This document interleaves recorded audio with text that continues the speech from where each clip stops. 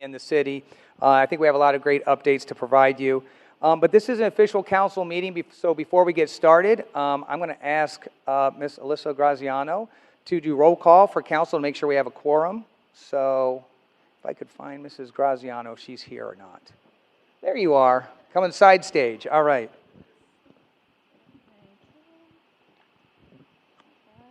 Mr. Grumney? Here. Mr. Capel?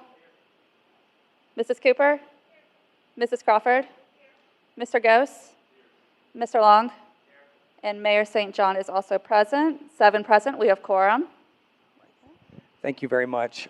Ladies and gentlemen, at this time, if I could ask you to please stand and rise for the presentation and posting of the colors by our very own Sunbury American Legion.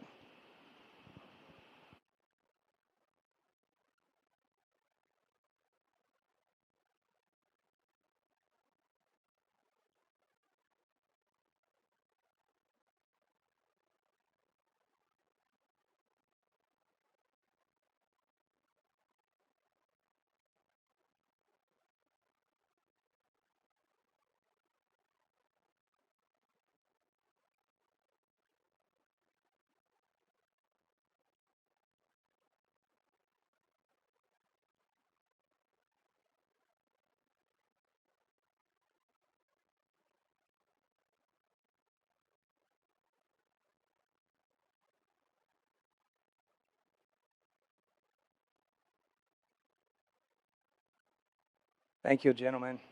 I'd now like to invite Mrs. Statler out to the stage, and she is going to go ahead and sing the national anthem for us. Thank you. Oh, say, can you see by the dawn's early light what so proudly we hailed at the twilight's last gleaming, whose broad stripes and bright stars through the perilous fight o'er the ramparts we watched were so gallantly streaming, and the rocket's red glare, the bombs bursting in air, gave proof through the night that our flag was still there. Oh, say does that star-spangled banner yet wave o'er the land of the free and the home of the brave?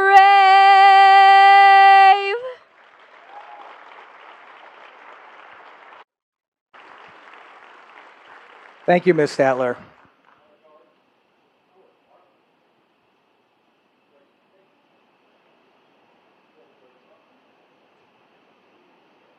Gentlemen, thank you for your service. And now I know why they didn't have me sing the national anthem. Okay, it's my honor at this point to introduce to you one of the most hardworking, motivated people I know. He leads with integrity, vision, and genuine care for people with heart and humility. All this, and from everything that I can tell with this guy, he doesn't require any sleep. I don't know when this guy's asleep, but he does at some point. So, ladies and gentlemen, will you join me in bringing out the mayor of your great city, Mr. Joe St. John?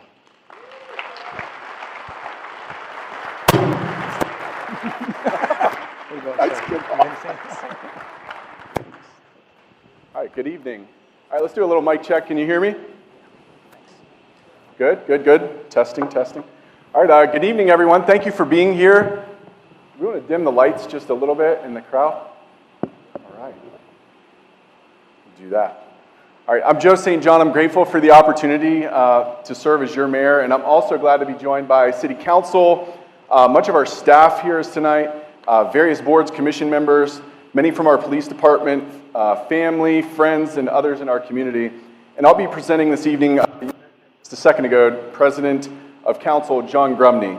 I love the State of the City because it gives us an opportunity to take a step back and really reflect on the exceptional accomplishments of our people that make a difference in our lives.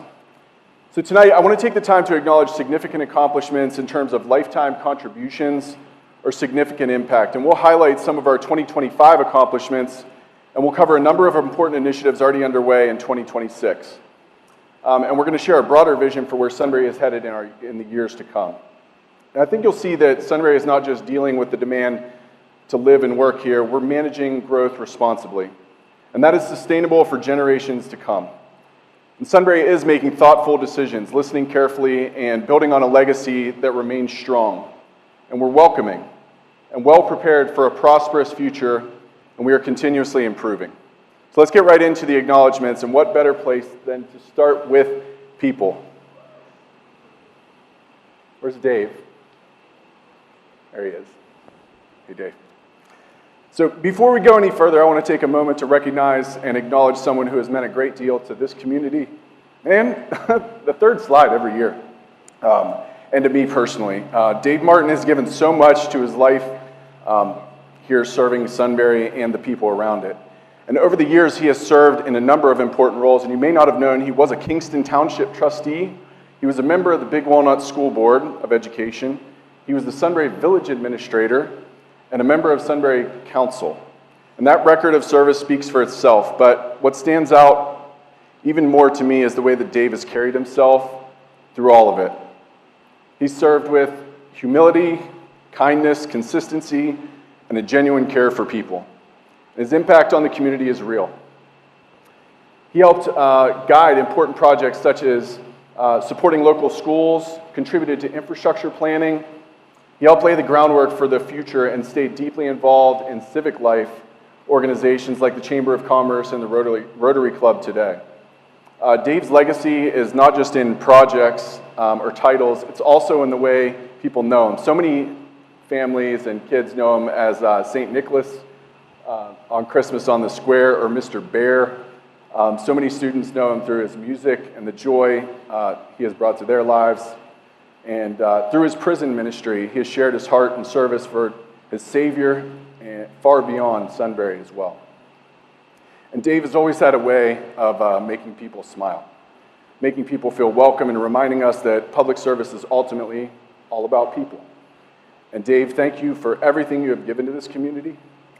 Sunbury is better because of your service, and I'm grateful for the example you set. God bless you, Dave. Please give Dave Martin a round of applause.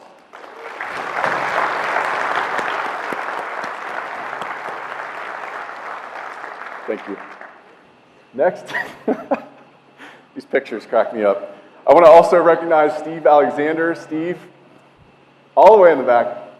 Steve and his family are here tonight, and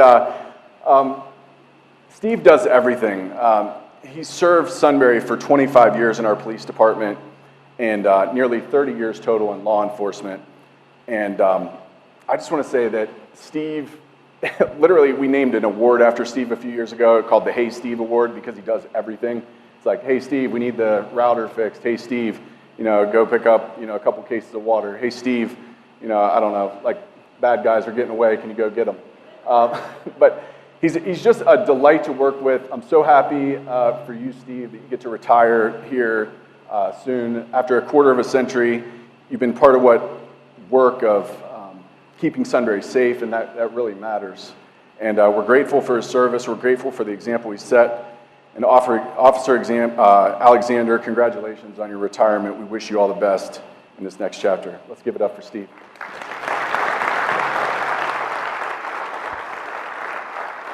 And part of what makes Sunbury so special is honoring and protecting our past. And this past year, we were able to restore the Johnny Appleseed carving that had been in Town Square, and we had to relocate it to Old Orchard Park. The bottom was rotting out, and we made a really concerted effort to preserve that. That's why he was down for so long. It may seem like a small thing compared to some of these larger initiatives, but it really reflects our appreciation for the local character of our shared spaces and for the pieces of Sunbury that give this community its identity. And Along with relocating the carving, our services department cleared the path, prepared the site, and helped make the space more accessible and more presentable. We also began regularly maintaining the entire trail system in that park, which had originally been created through an Eagle Scout project. And looking ahead, we continue to like to improve the park by removing invasive species, planting more native vegetation, and potentially adding apple trees and benches to make the area even more welcoming. And updated signage is in the works. I've got a little bit of feedback on that, and we are working on more permanent signage. Now let's take a moment to acknowledge the students at our Big Walnut High School who acknowledged our police department recently with a full wall mural in our new police department.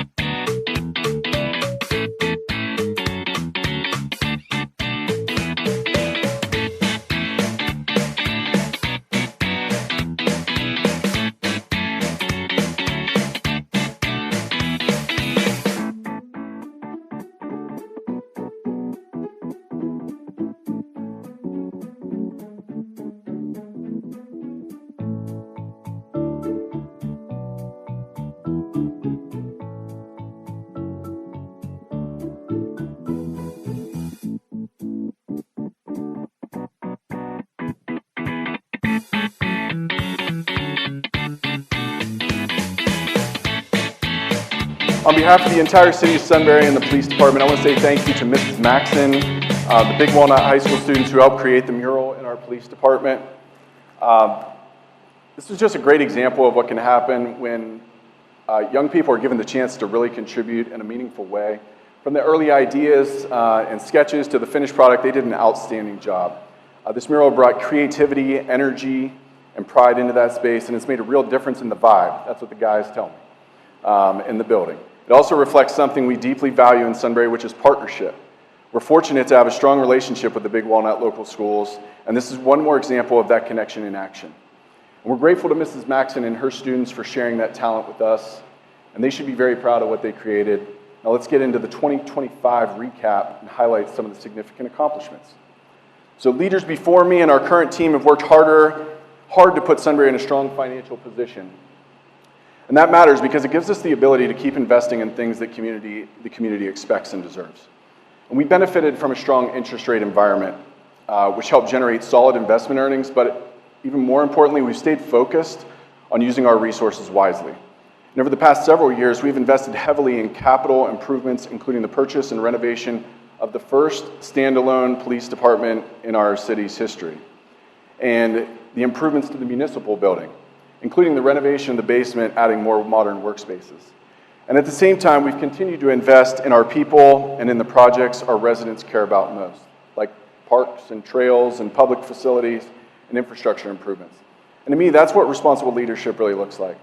Investing in our people, investing in the technology and workspaces that they need to be successful.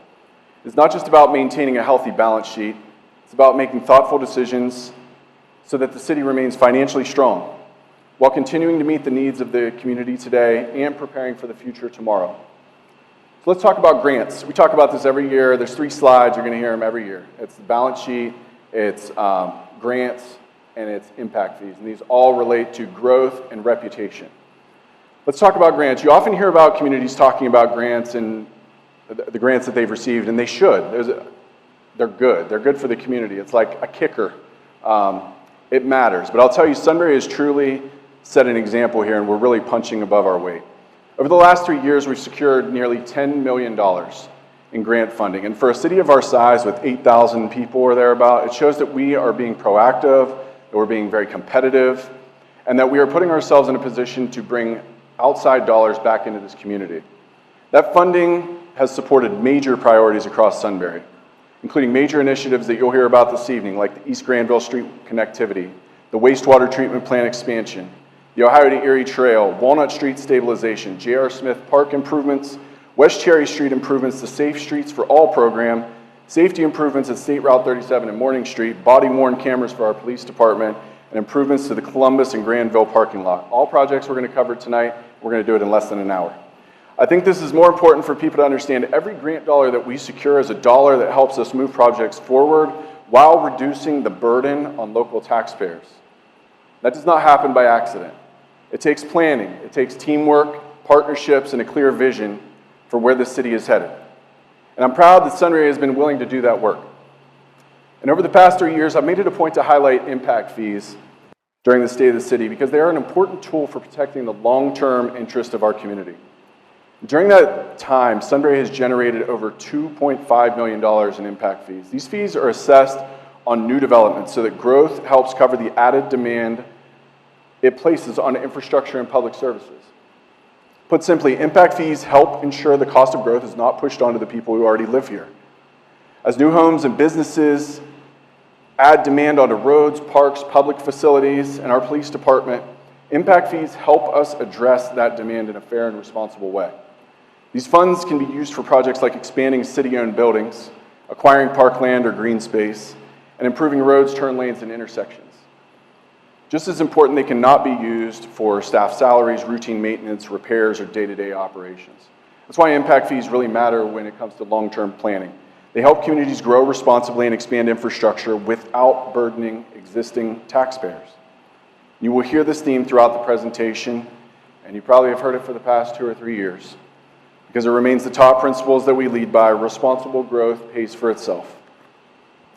One of the most meaningful steps that we announced this year was the plan to eliminate inside tax millage over the next 3 years for Sunbury property owners. Inside millage is different than most voted property tax levies. It's an unvoted tax with a fixed rate. So as property values rise, the tax burden rises as well. City Council announced a plan to phase out inside millage beginning in 2026, and based on our current estimates, that could save property owners around $76.60 each year for every $100,000 in market value. And it comes at an important time. A statewide effort to abolish property taxes in Ohio may reach the November 2026 ballot, highlighting the real pressure taxpayers are feeling. Sunbury's decision was responsible, and it was a local step to get ahead of that pressure and reduce the burden on our residents. That will not fix every tax challenge. We understand, $150 or $400 or however much your house is worth. We understand that is not going to make the day, but it's a step, and it is real relief. It also reflects something that I believe in strongly. When the government is in a sound financial position, it should always look for ways to ease the burden on its residents. And we're able to take this step because Sunbury's financial outlook is very strong, and we have relatively low debt, growing revenues, and sufficient reserves, which allow us to stay disciplined and continue delivering on our core services. I mean, I say this every year, government is not flashy. It's like it's the defensive and offensive linemen in the game. Like, you all are the receivers and the quarterbacks scoring the points, and you're out there, but behind the scenes, we've got Dale Wampler and Cynthia and Jess and Alyssa and our team up and down the row. You know what I mean? Like, it's you guys that make a difference. To me, this is about stewardship and being business-minded and being thoughtful. Give me 1 second. Thanks. Being thoughtful not only in how we grow, but how we manage the trust our residents place in us.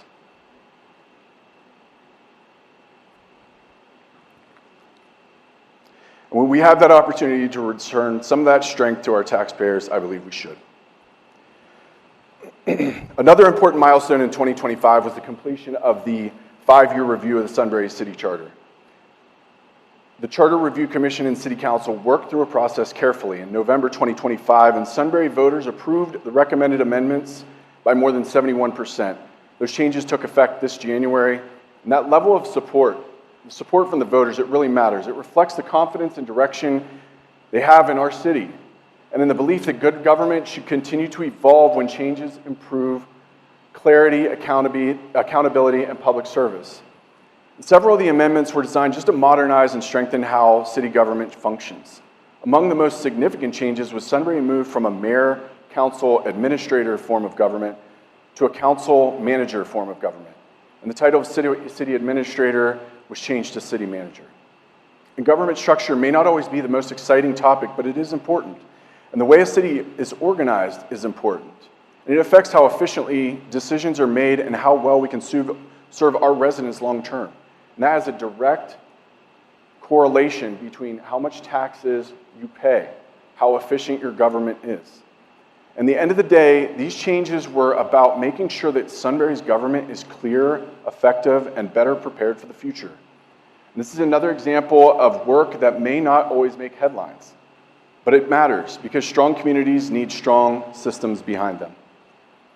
Last year, we celebrated the opening of the city's first standalone police department building, and a building that was fully funded without asking taxpayers for more money. And I could not be more proud of the department from top to bottom. Looking back on time, this was one of the most wise decisions our team could have made. We began this process in 2022, kind of right on the cusp of inflation. If we had not acted, the opportunity cost alone of inaction would have been detrimental to our balance sheet, department retention, labor negotiations, and department morale. The investment was a strong message to the men and women who work for the City of Sunbury Police Department, and we will continue to invest in you because you keep us safe from danger unseen or unknown. It was about giving our officers the space, tools, and a working environment they deserve while also making sure Sunbury is equipped for the future. As maintenance costs on older vehicles became unsustainable, the city leased 6 new Dodge Durangos. 5 were outfitted and placed into service in 2025. And this was the right move financially. We hit on this last year. It was also the right move operationally. The lease is saving the city thousands of dollars over 5 years, and the first year of maintenance costs alone are projected to drop by nearly 75%. At the end of the lease, the city can purchase all 6 vehicles for $1 each. This is the kind of practical, forward-looking decisions residents expect from us, and one that is responsible with taxpayer dollars, ensuring our police department has the tools it needs to serve our community well. And we'll continue to highlight our drone program. I mean, not as only is it cool technology, but is very effective technology. And we talk about like operational ratio or how efficient we use tax dollars is a very low investment for the benefit we get. It's a great example of Sunbury's leadership as we invest in tools that make our first responders safer, more effective, and better prepared when the unexpected happens. And our drone equipment gives first responders added visibility when speed, safety, and awareness matter most. And that includes thermal imaging, spotlight and speaker capability, deployable flotation support, which we just added last year, and both exterior and interior deployment. What matters most, though, is not the equipment itself, but how our team is using it in real-world situations to protect the public and our first responders. A couple recent examples of our team's capability in emergency response was the collapse of Brad Kelly Hall's building on the square. In that situation, our team used the interior Avata drone. And if you've ever seen that be used, we actually wear kind of the goggles, kind of like the racer drone pilots, and they're actually navigating through the building. And we conducted an internal structural review before sending anyone into that building. This gave us critical information, helped better understand the condition of the building, and reduced unnecessary risk to our first responders, and that's smart public safety. This technology has also become a real force multiplier for event support like the Charlie Kirk Memorial, July 4th, and Sizzle and Sound. And it gives our team better visibility, stronger situational awareness, and another tool to keep people safe during large community gatherings. Our drone pilots and their equipment have also become important on how we respond in the field. They've been instrumental in creating and helping locate suspects, support the safe service of warrants, and assist during mental health crisis situations. In situations that can be unpredictable and emotionally charged, having better visibility and better information in real time matters. It helps our officers approach situations more carefully, more calmly, and with a clearer understanding of what they're walking into. And that is good for public safety, and it's also good for the people involved. This technology has also been very valuable in supporting our fire department. A couple examples you may also be aware of. When the vehicle had gone into the retention pond, I still don't understand that, but I'm glad everyone's okay. And the other one where the trench collapsed, where we had just an overwhelming first responder response. I mean, over 100 first responders, and thankfully no very serious injuries, but our drone team was providing constant aerial support and showing a view that no other person could see because of how steep the trench was.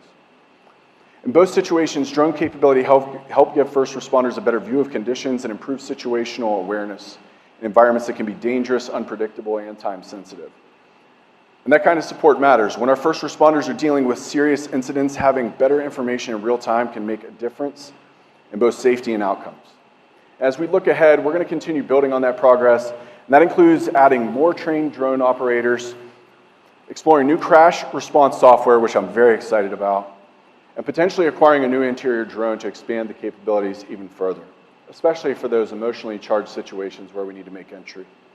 This is another example of how we're trying to think ahead as a city, and we want our public safety teams to have the tools, training, and support they need, not only for the challenges we face today, but the ones we face in the future that we don't even know exist. And when we invest in that type of preparedness, we are investing in safer outcomes for our community.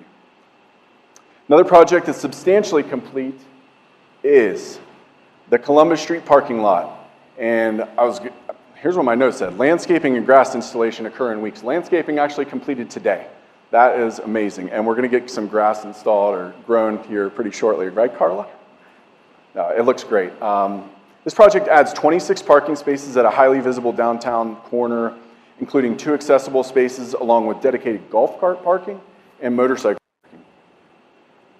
And beyond parking, it also improves stormwater management. The lot includes permeable pavers that allow rainwater to filter through surface where it collects in underdrains and stored in bioretention basins. I know that sounds really cool, and I'm sure it's very environmentally sound and all that, but it also saved us $800,000 in running a new stormwater pipe, which is also great. What I like about this project is it solves more than just one problem at once. It improves access, supports downtown activity, and addresses stormwater in a practical and responsible way. These next images just show the progression of the project from an early concept, which you may have seen, to construction to where it stands now nearing completion. And I think it's helpful to see how these projects really come together. And this last photo gives one more look at the finished product as we're looking out towards the town square. It's another example of making practical improvements that support the historic square, encourage our business community to do more business on the square, and while keeping long-term function and scale in mind. We'll just hit briefly on Walnut Street. We've hit on this the past couple years, but this is again, these are all kind of mostly being paid for by grants, and I want to highlight that. Walnut Street had been closed since 1997, so reopening this connection was both meaningful for our community, and for years the roadway remained closed because the Big Walnut Creek had basically undercut the bank, and through stream bank erosion, it made the road unsafe and travelable. And this project really changed that. Sometimes a project like this can look simple from the outside, but the need behind it is very real, and restoring access and improving public safety. And you think of public first responders. I mean, basically, like if they're on one side of a crime scene and the road is cut off in the middle and you're having to send people around, it's just very inefficient, and in some cases could actually cause harm. So reconnecting this was a very important step. The work itself was significant, and soil nails were actually drilled in. My dad's a coal miner, my stepdad's a coal miner, they're both here, but they know what roof bolts are, holding up the roof of a coal mine. This is similar technology. You're drilling into the side, but these are 20-foot long, and basically it has like an expanding, nut on the end of it that's holding that in, and then concrete gets sprayed and stabilize the whole hillside. And now we're able to put a road on and a guardrail and a fence, and the most important thing is we've opened up access again. I'll say it again, grants were a big part of this. We applied for this in 2021. Some of you may remember the name Dave Parkinson. He helped us apply for this grant for FEMA right around the pandemic. I mean, it was in the pandemic. The project was $650,000, and FEMA and the Ohio Emergency Association covered $532,000 of that, or over 81% of the total cost. So that's how long these projects take, and it's why it's so important vision matters. This is another strong example of how we lead in Sunbury, solving real problems, improving safety, and making thoughtful use of outside funding whenever possible. And with that said, I'm going to invite John Grumney up to the stage. Hopefully he's still here. Oh, John, hey, there you are. And he's going to cover a little bit around safety and parks. And John has just been a great partner. I heard what you said about me. You did not have to say that. But he's just been a great partner in the work that we're doing. I appreciate his steady leadership and his commitment to the community. He's going to take us through this section of the presentation, and I'll be right back with you. Thanks again. Thank you, Mayor. Appreciate Yes, sir. it. Thank you. Okay. I created a public speaking foul and took the microphone with me back over there, so that wasn't a good idea. So I get a chance to talk to you about Safe Streets for All, but I do have to admit something, and it's probably not a good time to let council or the city know this, but this is not the first time we've had a Safe Streets for All program. When I was a young person growing up in this community, Safe Streets for All meant my sister wasn't driving. So, and I can say that because she's not here. So we're in good shape. So Safe Streets for All program action plan is Sunbury wanted to develop a roadway safety action plan to address reoccurring traffic-related crashes using data-driven analysis and community and stakeholder input with a focus on safer, more reliable, and more accessible roadways. The guiding framework that helped create that plan came from the U.S. Department of Transportation Safe Systems, which recognizes human error is inevitable and emphasizes roadway designs that reduce the likelihood and the severity of crashes and protect human life. So on August 7th, 2024, the city set an ambitious goal called the Vision Zero Commitment to eliminate all roadway fatalities and serious injuries by 2040 in the city of Sunbury. Sunbury City Council adopted this resolution 2024.13, formally committing the city to Vision Zero and the safe system approach. To help this plan, and I heard the mayor talk about grant funding, Sunbury received $150,000 for Safe Streets and Roads for All from a grant from the Federal Highway Administration, supported by a $30,000 local match. So with that said, and with the program plan created, it was formally adopted in December of 2025.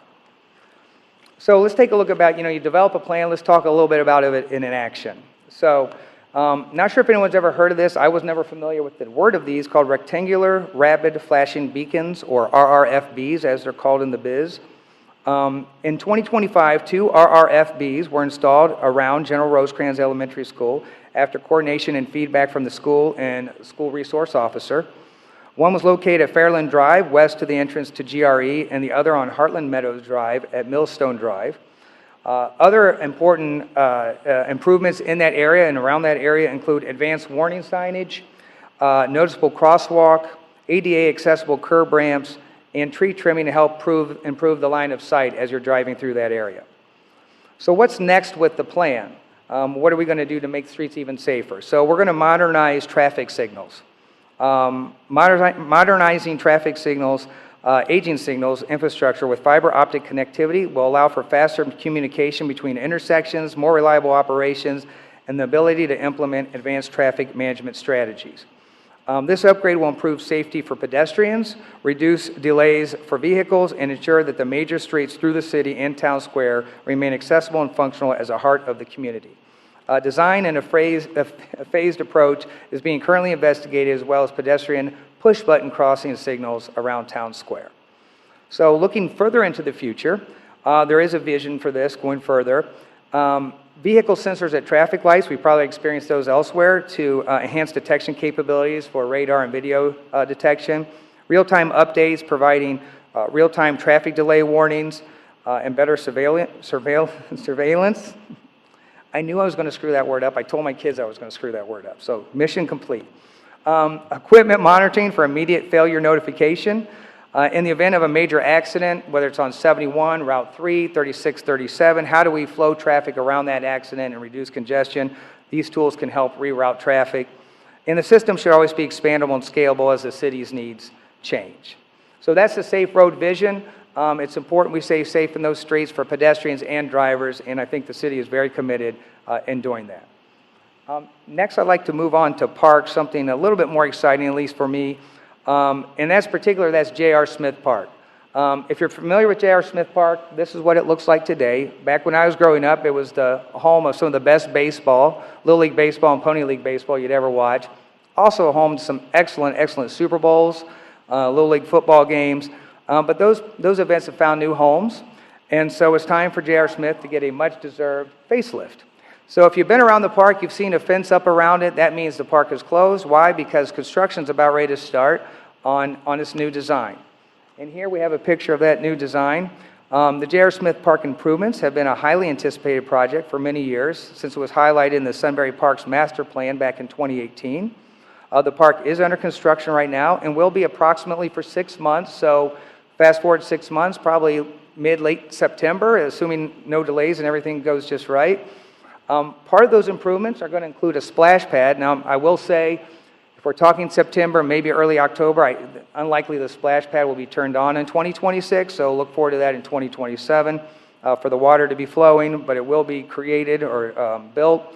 There'll be a pavilion, a trail with a future connection to the Ohio Erie Trail, half basketball court and pickleball court, playground equipment for multiple age ranges, and an improved parking lot.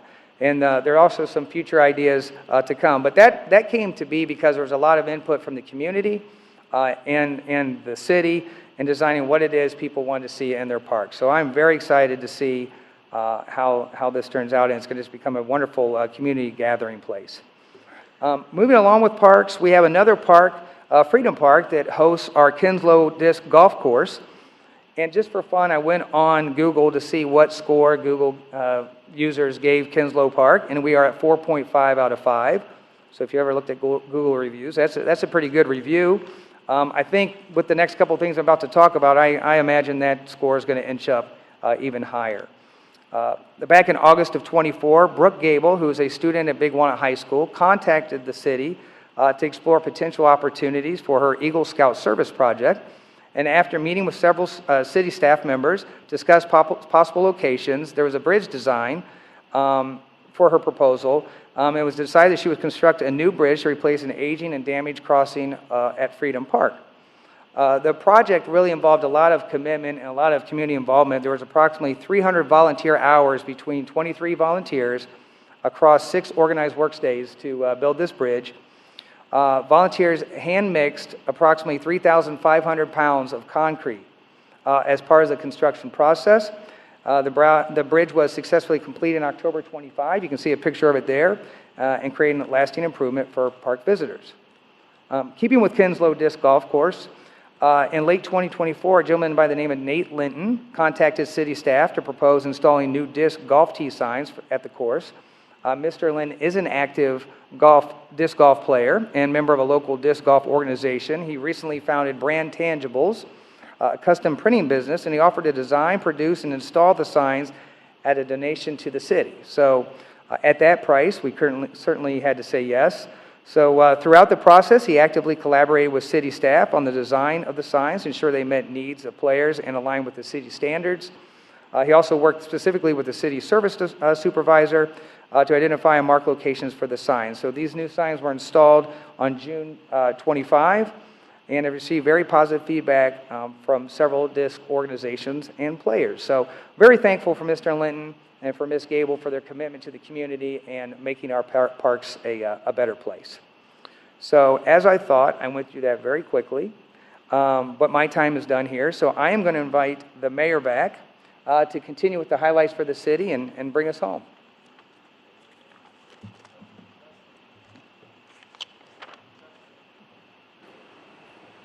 Hello. All right, we're back.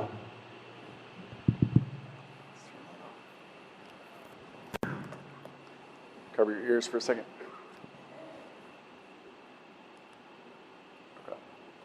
All right, good deal. One really cool thing about having your family here is they give you honest feedback. And my dad texted me 7:03 and said, slow down. So thank you. What a dad. Good. That's true. I'm not nervous. I'm very excited. I love this. I think I've covered this in the past. I do this entire PowerPoint, except John did his own slides this year. But the entire PowerPoint presentation I do by myself. I write the entire presentation myself. Obviously, I have some people review, and the team does. It's not all me. The team gives me a lot of information to work with. But in terms of the speech, I mean, this is like, I don't know, the 197th time I've gone through it in the past 3 or 4 days. Today alone, maybe 12 or 13 times. So with that said, I'm going to introduce the Big Walnut Civic Association. If I could have the members come up on stage here with me and stand right here in this lit area. Formed in 2024, the Mayor's Service Award is in recognition of outstanding service to our community by a group of individuals whose efforts help to reinforce the goals of preserving our small-town heritage and serving others. And this award annually recognizes a civic, social, service, faith-based, educational, or other similar organization that gathers the collective talents of many to achieve the common goal of enhancing the quality of life for all who live, work, or visit Sunbury. And the contributions can be singular or sustained over time, but must always benefit others and improve our community. And special consideration will be given to those groups that focus on preserving the beauty and history of our small town, or finding new ways to build upon the heritage to bring positive recognition to Sunbury and our broader community. In 2024, the award was presented to the Big Walnut Middle School for its Service Day contributions. And in 2025, I believe we have members of the Fraternal Order of Eagles. I saw some of them over here. The award was presented to Area 3614 for their selflessness, generosity, and longstanding dedication to our community. And this year, I am proud to continue that tradition by recognizing another group that has made just extraordinary impact on our community and Sunbury and our broader community. The Big Walnut Civic Association was formed in January 2013 as a 501c4 and with a simple but important mission to bring people together, strengthen community engagement, and build civic pride. And that is exactly what this group has done.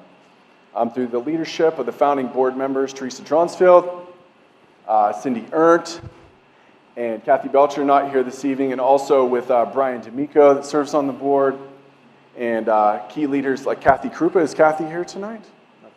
Yeah, Kathy? Probably can't get up here, huh? All right. And Jillian Doucette-Banton, also executive director. This organization has played a catalytic role in creating the kind of community legacy and bonds that make our community so special. Their impact can be seen in so many events and traditions that bring people together, including the famous 4th of July parade and fireworks, the original and only Sunbury Sizzle and Sounds, the community Easter egg hunt coming up this weekend, the Chiefs Champions 5K, the Eagle Dash, the Sunbury's Farmers Market, the Galena Fall Festival. Was that the Galena Fall Gathering? Same thing? Different? Galena Fall Gathering.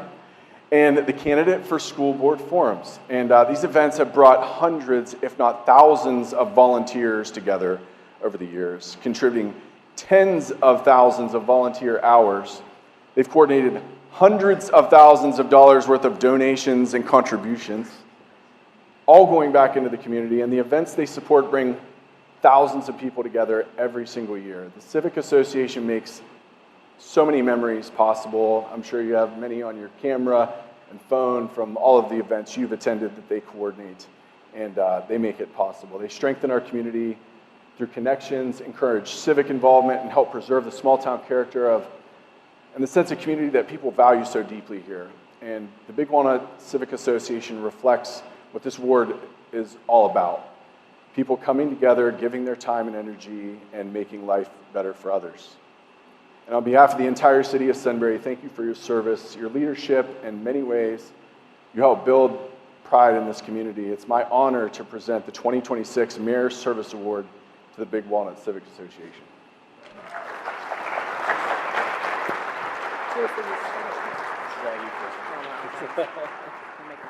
Thank you. You're welcome. Thank you. Thank you so much. Yep. Congratulations. Let's get a picture. Can we get a good picture? Yeah. Yes. I right, Joey, can you make it there?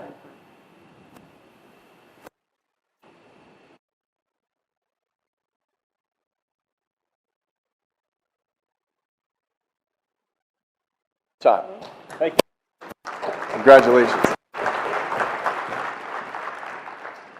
Now, what's on to 2026 in April or May? The BST&G Fire Department will open its second station. That's a big step forward for public safety in our area. This will be a shared station. It will also be home to the Delaware County EMS Unit 11.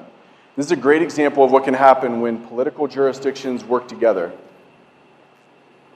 As our area continues to grow, strong partnerships like this will help make sure we are prepared to grow. I think I saw a couple county commissioners out there. Gary Merrill in the house, hello. And Barb Lewis, Commissioner Barb Lewis.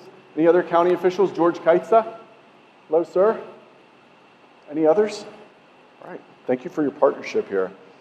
As our area continues to grow, strong partnerships like this will help make sure we are prepared, responsive, and focused on giving residents the level of service they deserve. And this is a strong investment in the long-term safety of our community.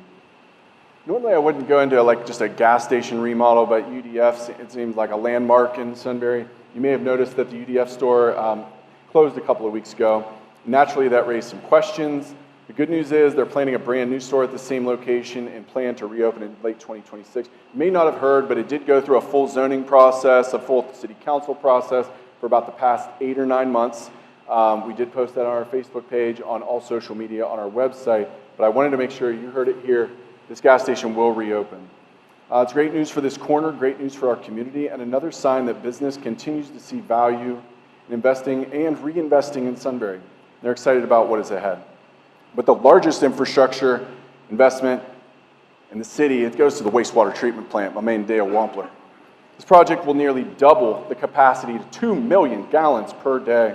It's one of the most important investments we can make to support Sunbury's future in a responsible way. Construction began in the summer of 2025, and the project is expected to be complete by the end of 2027. And yes, we're adding capacity, but really enhancing the technology and the workflow within the plant too.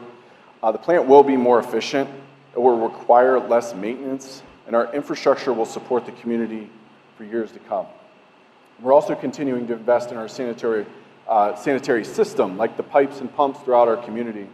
And that includes pipelining along Cheshire Road, which is a cost-effective approach that strengthens the system while minimizing disruption to residents and property owners. And looking ahead, we're also using flow monitoring, pipe cleaning, and televising to better prioritize future sanitary sewer improvements across our city. And that work will help guide where we invest next and ensure that we stay focused on the areas of the greatest need. Once that construction traffic is done related to the treatment plant, we do plan to pave Southview and Middleview in 2028. So save this YouTube video, hold me to it. We're going to come through and pave those streets in a couple years. This is a long-term investment in capacity, reliability, and responsible planning, and it reflects our commitment to making sure Sunbury's infrastructure keep pace with its future. One of the biggest projects that you're going to see happen over the next year and a half or so is the East Granville Street widening and safety improvements, and it's addressing a key connectivity challenge in the aging infrastructure. Right now, the section creates limitations for drivers, pedestrians, nearby neighborhoods to move safely through the area. If you've ever walked there, it is dangerous. It feels dangerous, and it is. The roadway is narrow, the existing infrastructure is outdated, and the connection between neighborhoods, parks, and key destinations is not ideal. But this project will improve safety, modernize infrastructure, and create a better connection between parts of the community that should function together more effectively. This project will significantly improve pedestrian access, adding a wider sidewalk, a shared use path, pedestrian bridge over State Route 37 that will connect J.R. Smith Park with a pedestrian bridge, as well as the Ohio to Erie Trail. And that's an important step forward for connectivity, recreation, and quality of life. It helps link neighborhoods, parks, trails in a way that makes the community more walkable, more accessible, more connected for the long term. And just as important, this project is you guessed it, made possible largely through grants and outside funding with significant support from state and our federal partners. And that's exactly the approach we want to continue to take, pursuing major improvements, building strong partnerships, and reducing the local burden on residents of Sunbury to help move important projects forward responsibly. One of the most exciting steps forward this past year was the creation of the Eastern Delaware County Joint Recreation District. And the board first met in April 2025 and brings together representatives from Sunbury, Galena, and Berkshire. And from the start, the goal has been to explore developing a community center that can serve this growing area for generations to come. This is the kind of regional partnership that I believe in and our communities believe in. When communities work together and around a shared need and shared opportunities, we create something more meaningful and more lasting. After getting organized, the JRD moved quickly into gathering input and evaluating what a future community center could look like. In August of 2025, the board selected a consultant to create a feasibility assessment and market analysis. And in November, the Joint Recreation District held its first community meeting and launched a public survey. And the responses were pretty outstanding. With approximately 1,400 people participating, that level of engagement matters because it shows how deeply people care about recreation and wellness and shared community space in Delaware County.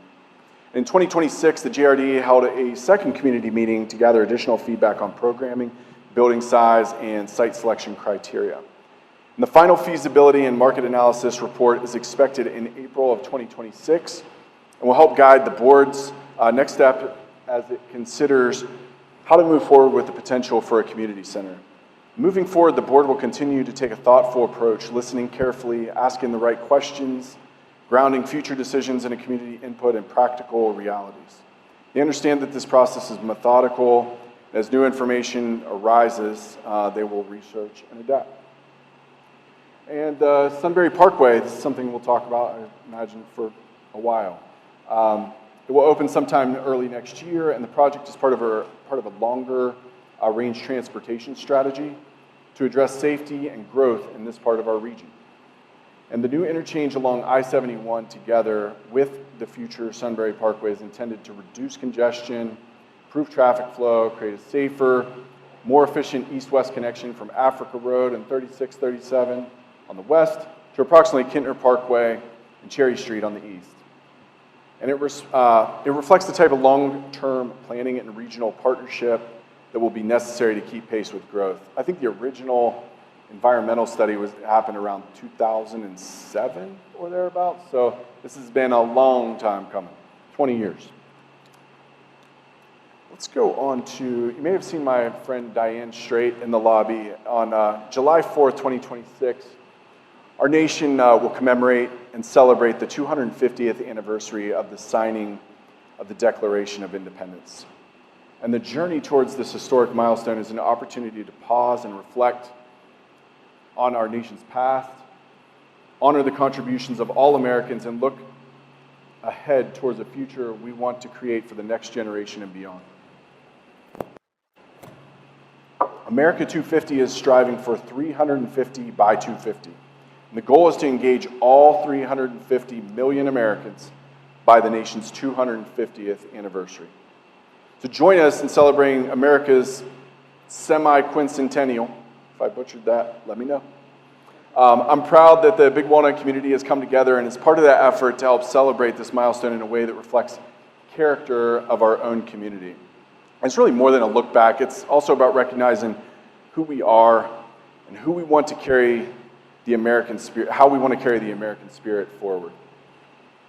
And throughout the year, the America 250 tent will be incorporated into the events and programming across our community through a strong partnership that includes local civic, faith, historical, veterans associations such as, take a guess, Big Walnut Civic Association at the top of the list, Sunbury Big Walnut Area Chamber of Commerce, Bright City Church in the audience, Big Walnut Area Historical Society, I'm sure there's members here, Sunbury Christian Church, saw the pastor, Rotary Club of Sunbury, I've seen some members, Lions Club, saw members, Community Library,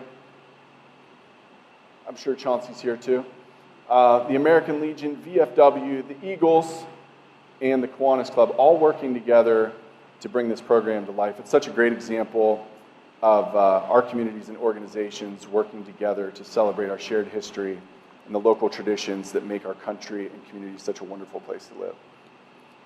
As we look forward, I just wanted to take a moment to address that I know what's been on many people's minds, probably on your Facebook feed. Across our region and really across the country, we're seeing an increased interest in demand for data centers, hyperscalers, and AI-related development. And these are complex projects. They present opportunity, but they also raise questions about infrastructure, long-term planning, and community impact. And I want the community to hear this very clearly, that we are listening. And we understand that some people feel anxious. Some people feel fearful. And some simply want more information before decisions of magnitude are made, and that is understandable. Because people care deeply about this community and our heritage and the future we're building together. And because of that, we're not going to rush. So tonight, my call to action is this. It's really a call for me and our staff and our council. It's that I will lead us on the way, and I know our team will join me, to consider a time-bound moratorium on data centers, hyperscalers, and AI data centers so that we have the time to complete additional due diligence, weigh the facts, hear from experts, hold public forums, learn from the proposed state commission, and make the most responsible decision possible. And what I spent all afternoon doing as I was, and this speech changed quite a bit just over the past, week or so, but really today was, I was on the phone with lawyers and land planners and city staff, and also AWS and the New Albany Company and the Hales and the Lanes. And I wanted to make sure that everybody was on board with what is being proposed here. And you know, what I think was encouraging and surprising is each one of those entities wants to be part of the discussion and wants to be part of the solution and wants to be able to provide their side of the story and facts. And I really focused on getting independent research done. And I know I felt that too. AWS in particular, and I'm not trying to be funny, but they were like, okay, how long do you think? And I said, I don't know yet. I'm literally like proposing this. And I had a chance to talk to a couple individual council members. I said, I don't know yet, but until we can get it right. And they said, okay, we're not in a rush. And I said, okay, that's good. So that was a very encouraging first call. What it means in practical terms is pausing work on development agreements. And what a development agreement is really an agreement between a property owner or a developer and the city, and it lays out in very specific terms who's responsible for what, the financial obligations, who's going to, build the roads, who's going to lay the sewer pipe, how is it going to get paid or repaid, and we're going to pause any development agreements related to data centers, hyperscalers, or AI data centers. And I kind of am trying to break those apart separately. Our code just says data centers. I think data centers is a very blanket term, and there's different size, scale, scope to each one of those. It also means pausing rezoning requests related to these reuses. So you heard me reference the lanes in particular. I didn't have a chance to call the Ohio Fund. There's another group, but I'm sure the word is going to make it to them, and they weren't in a rush either way. Yeah, it's going to create a space for a more complete and disciplined review before moving forward. That what I am attempting to do, and what the call to action is attempting to do, is number one, lower the blood pressure in the community. Number two, give our staff in our council and commissions time to be able to research the facts. And there's been a lot of things that have been thrown out. And when I say thrown out, like asserted, very strongly asserted, that if we would have ever considered that as a commission, because this isn't Joe's city, this is Sunbury, and there are boards, commissions, rules, regulations, processes, okay, that have been gone through. If anybody would have seen some of the, the assertions, like in terms of impact to health and wellness, we would have stopped the process, okay? We would not have permitted data centers to even be part of the code. That's not what we knew at the time. This is new information that we need to get facts about. This is not about us reacting out of fear, and it's not about closing the door prematurely. It really is about leading responsibly, and I hope you would expect that out of us. In Sunbury, we operate based on facts. Probably one of the reasons I think you see a lot of non-emotional people on the boards and commissions is because we're listening very intently, and we are trying to analyze facts. Like, is this a fact? And I don't have the ability to research in real time what somebody is saying at a podium. So we have to take time to do that, and we are going to take time to do that. There's been quite a bit asserted, and our team needs time to better understand what the full impact of these projects could have on the energy grid, water utilization, and health, safety, wellness, the local cost of power.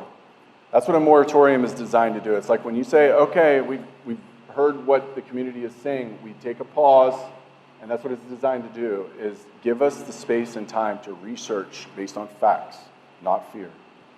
We need to better understand the concerns related to environmental impacts, including forever chemicals, along with the implications of public infrastructure, long-term land use planning, compatibility, and the character of our community. And there's also important work happening at the state level through House Bill 646. Ohio is working to form a commission to evaluate many of these same issues. And we'll encourage our legislators to pass this legislation as it is or with stronger and more comprehensive provisions. So we have better facts at the ground level. We will encourage our legislators to pass this legislation to help local communities like Sunbury make well-informed decisions and discern fact from fiction. At the same time, we need to continue doing our own due diligence here in Sunbury. We need to ask hard questions, examine new information carefully, remain open to facts as they develop.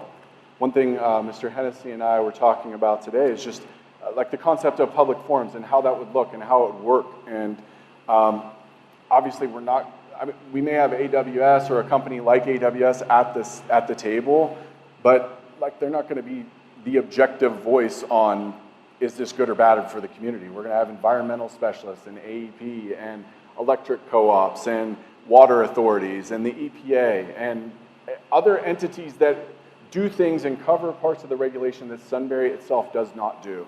But we know how to partner with people, and we've at least started putting calls out that, hey, we want to target a June public forum as like a session number one. And I know that's a little ways out, but remember, we're not moving the ball in terms of data centers, hyperscalers, or AI data centers. So this gives our staff breathing room to be able to address this. All right, as mayor and as a council, I reserve the right to consider new information as it becomes available. I hope you do too. And I know some people have been critical of the city for not knowing everything when the zoning code was written 3 years ago. Like I said earlier, we wouldn't have permitted data centers if the assertion that data centers cause miscarriages or childhood asthma or any of that, we would not have done it. I reserve the right to learn new information and evaluate our code and make improvements to the code, because if I thought I knew everything, our code would never change. The Village of Galena's code would never change. Berkshire's would never change. It changes because you learn new information.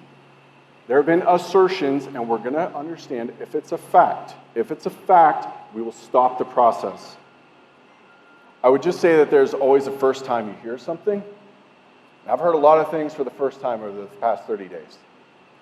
I also want to note that in consultation with developers who have expressed interest in these type of projects, there's also been an understanding that taking the appropriate time to address concerns and answer questions and allow for thoughtful review is important. I'm not sticking up for developers. I'm telling you, they think it's important too. They want to clear their name. They want to get to the bottom of this. We're going to take time to get this right. That does not mean there will be no data centers or no development. It means our team is going to be afforded the time to study this objectively. When passed, our staff will move this enhanced due diligence. My hope is that we continue to show up for one another as neighbors. There are going to be strong opinions, there have been, There's going to be real concerns, and I imagine there's going to be disagreement. But I hope we remember something simple and important, and it's that we're neighbors. We literally live in the same community. My kids live in your community too. And we care about the future. That's it. We care about the future, and I know you do too. That's why you're showing up. That's why you're here tonight, because you care too. And I want to say sincerely, thank you to the community members that have literally opened up their homes to me over the past 30 days to say, hey, listen, I know what I said in the public meeting, but I want you to hear not the 3-minute version. I want you to hear the 10 or 20-minute version. I want you to hear from my wife. I want you to hear from my kids. I so appreciate that, because that's where I do not operate well in social media. I just don't. I don't operate well in like the back and forth through email. I appreciate the new information. It's hard for me to even articulate a thought on the fly when it feels like the entire community is against what we've been working on for the past, I don't know, before my time. This is not like Joe St. John's Sunbury. This is our Sunbury. And there have been processes that have been in place and meetings that have been in place. And I understand maybe everybody didn't go to those or hear about them. I understand that. There's going to be disagreements, but we're going to be better served if we keep talking to each other face to face with honesty and respect. I can tell you that. And a willingness to listen. I am very willing to listen. I also want to thank those who have brought forward well-organized, objective information that can help shape better decisions for our community. I mean, there are some emails that I read and I'm like, oh man, I don't know. I have to send this off to staff because I can't discern what it says. There are other emails I receive that are very articulate. I mean, like college level, higher education level articles that are like, here's the point. Here's the executive summary, and here's the supporting evidence, and here's the the objective sources. That's very helpful for me. That kind of engagement matters, and it makes us better. So my hope tonight is simple. Let us take time. Let our staff take time to gather facts, to listen to our residents, learn from the state's work that is hopefully going to take off soon, and return with a clearer, stronger, and more responsible path forward. Because at the end of the day, this is still our home. These are still our streets, our neighborhoods, our neighbors, our future. And if we continue to treat one another not as opponents, but as neighbors with honesty, respect, and grace, I'm confident Sunbury will remain the type of community that we're proud to call home for generations to come. Ask color guard, retire the colors. Thank you.